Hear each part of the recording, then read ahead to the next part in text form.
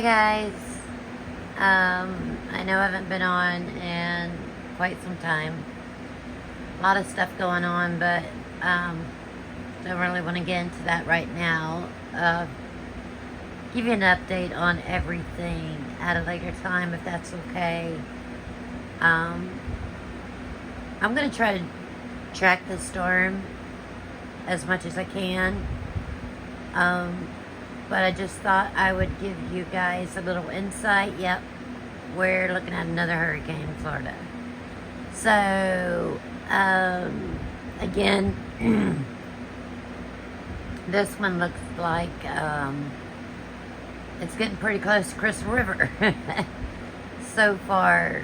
So now this guy is where my daughter is at. He's like closer to Tampa, Florida. But, yeah,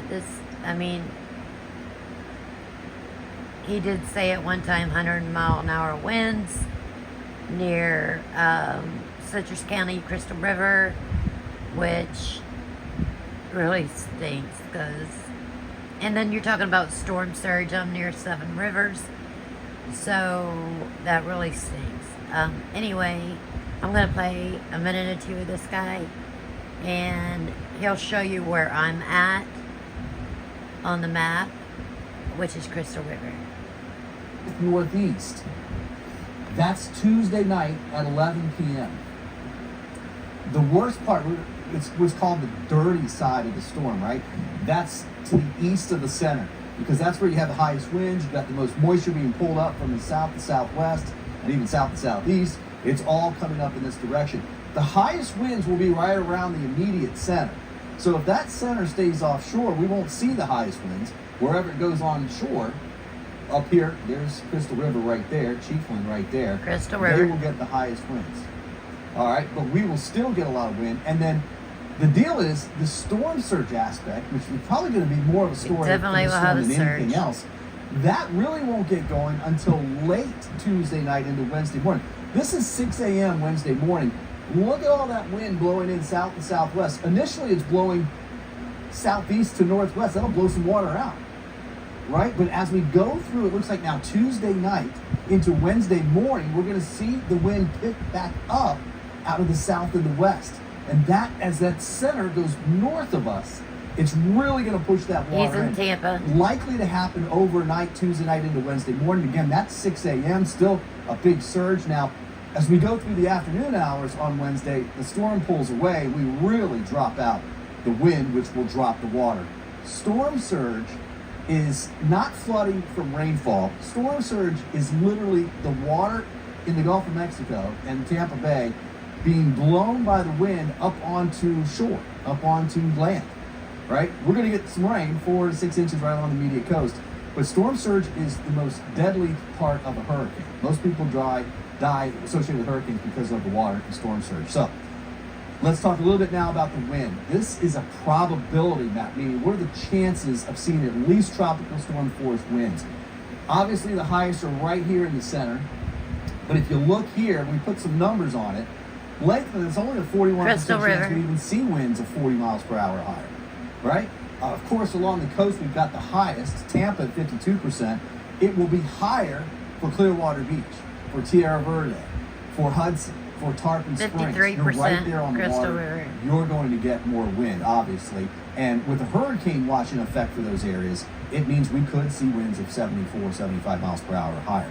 Right now, let me show this for you. This is the European model once again. This is 6 p.m. on Tuesday. Notice the numbers here for Tampa for winds. And look where the highest winds are. There's the center. And this is just a forecast model. This will change, but this is ballpark. Watch as we go to Tuesday night at 11 o'clock. This number is a sustained number. It means I hate dealing with storms at night like this. Gusts in the 50s to 60.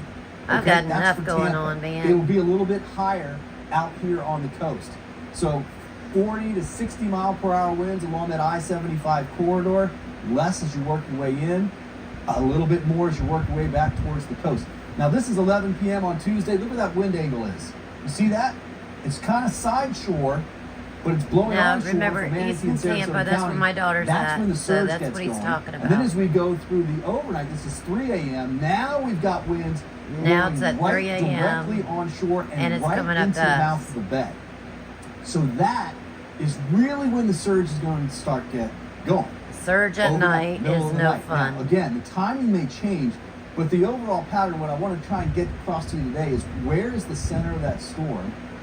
Because we'll be watching that as we track it the next 48 hours, right?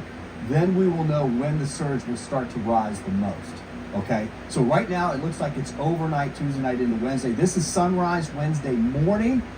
It's now just about making landfall up here in Chiefland somewhere. We still have a lot of wind, blowing a lot of water in, and we're talking 4 to 6 foot storm surge in the Tampa Bay area. That's crazy. Could go as high as 10 feet.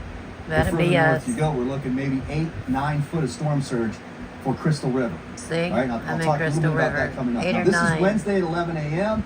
Winds coming down, still out of the west. Water levels are still high. 30 mile per hour wind, so that will let some of that water back down, but we're still keeping tides high. Oh, Guys, and by I'm the near way, 7 we have king rivers. tides 7 because we have a different full rivers. moon on the 30th. And less than And so 3 tides miles are from running me. higher just to begin with. About 2.5 to 3 feet is the high tide throughout this period. So And this then we've is really got high bad tide. timing to have a storm Just surge on PG. top of that. This is 3 o'clock Wednesday. Notice the wind's coming down. Water comes down. That's 11 p.m. Wednesday evening. Wind's way down. Water comes way down. Storm surge water actually drops very quickly when the wind does. So that's something, at least a kind of silver lining there, right? All right, so let's get back to the storm surge watch. Surge. Basically, almost south of Panama City. It's really just southwest of Tallahassee. All the way down past Marco Island has the watch. Let's go right into the Bay Area. And this is just kind of ballpark at this point. But these are the potential areas that could flood with a storm surge of about 3 to 5, perhaps 3 to 6 feet in this area. And what I want you to notice is some of the reds. Look where the reds are. This is Tampa Road, by the way. That's Oldsmar right there. A lot of that area, which is low line anyways, but that's inside the bay. And that's because the water gets pushed into the bay and there's nowhere for it to go. It literally just runs into downtown Tampa, runs into Feather Sound. Well, Feather Sound I don't over think here, my runs daughter's into in the Oldsmar bay, but and Rocky Point. And so those areas build the water it up. does The flood a lot where campgrounds at she's McDill, at. they'll be underwater. You get over towards Davis Islands, and a lot of that could be underwater. There's at least parts of Davis Islands that could get some surge that brings the water up and over the roads there.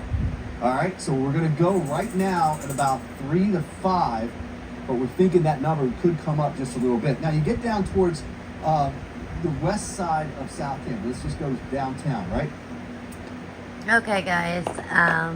I just want to maybe ask for y'all's prayers the next few days. Tuesday night, I guess, is going to be the worst, one of the worst nights.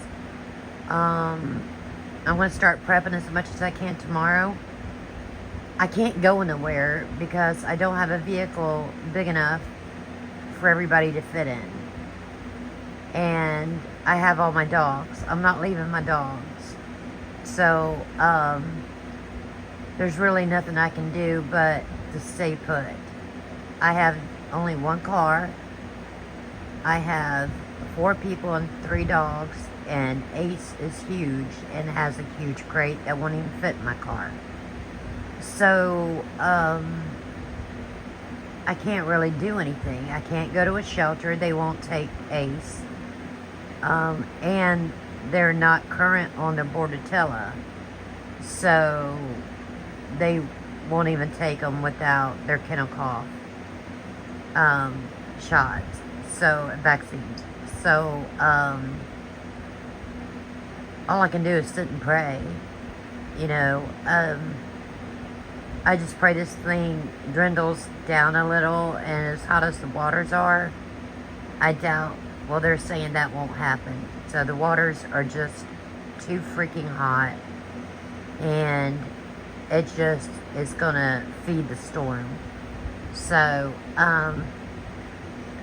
another thing is, I haven't been on doing videos. I've been a little embarrassed, to be honest with you. I haven't had extra money to send out those packages I owe. And it's been just a little embarrassing for me. I've only got my past Ipsies that I've been collecting for months and a Temu haul to show. That's all I got right now. I wasn't expecting my sister to lose her job and to get a $400 light bill, and so on and so on and so on. So, that's just really one reason why I haven't been doing any videos. I've just been embarrassed. I do have them ready to go. Matter of fact, my sister took them once, and I forgot to put the addresses on them so that they couldn't be shipped out. So when she brought them home, the next day I had to have gas in my car to go to the store. So I ended up spending some of the money for gas. The packages are ready to go. Kimmy, yours is ready to go. All I got to do is tape it. But I got 3 packages and 1 put back I wanted to send to Debbie. But I just haven't been able to send them. Amy, yours is ready. Phyllis, yours is ready. Kimmy, yours is ready. I haven't had the funds, so it's been a little bit embarrassing. A lot of things happened this month that I wasn't expecting, and I even looked into trying to get a generator in case my power goes out, and I could have gotten a small jackery for but they want $600 for the smallest one, and just so we would be able for me to have my nebulizer if I needed it, fan for me and my mom because if power goes off it's going to be hot, just things like that. And I can't even afford to get the small jackery, and that's fitting it on Afterpay. But I just can't afford $150 payments right now. So I just really plead and beg, guys, please don't be upset with me. Please try to understand it. I've just been, a little embarrassed. And I thought it would be better to be forthcoming and tell you I did try to get them mailed out, and it was my stupidity that I forgot to put the names and addresses on the packages. But then I needed gas.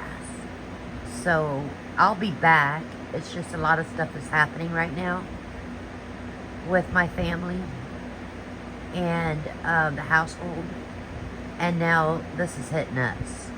So if nothing else, please just y'all pray for our safety. I can't go nowhere. I don't have the funds to go anywhere, even if I had the vehicle to fit everybody. So, it's kind of out of the question. I'm stuck. So, and I'm not going to leave my dogs. I couldn't do that. I can't, I can't leave my dogs. So, please, if you guys would, just give us a prayer. I love you guys so much. And I'll be back. I'll probably be back after I mail these packages. But I love you guys. And just keep us in prayer, if you will. Alright, I love you bunches. Always. Bye.